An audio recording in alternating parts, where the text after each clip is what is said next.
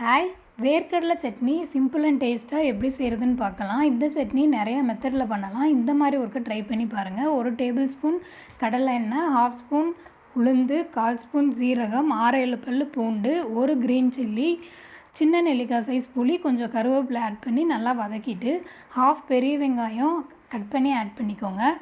இப்போ 3 table spoon வேர்க்கடலை, 2 table spoon பொட்டுக்கடலையை நல்லா வறுத்து தனியாக எடுத்து வச்சுக்கோங்க. நான் வேர்க்கடலையை மட்டும் வறுத்து எடுத்து வச்சுருக்கேன். 2 வரமிளகா ஆட் பண்ணியிருக்கேன். நீங்கள் காரத்துக்கு ஏற்ற மாதிரி மிளகா ஆட் பண்ணிக்கலாம். 1/2 தக்காளி ஆட் பண்ணி அதை வதங்குறதுக்கு தேவையான அளவு சால்ட்டு போட்டு நல்லா வதங்கினதுக்கப்புறம் கொஞ்சம் தேங்காய், நம்ம வறுத்து வச்சுருக்கிற கடலையை ஆட் பண்ணி நல்லா ஆறுனதுக்கப்புறம் அரைச்சி எடுத்துக்கோங்க. நம்ம சட்னி ரெடி.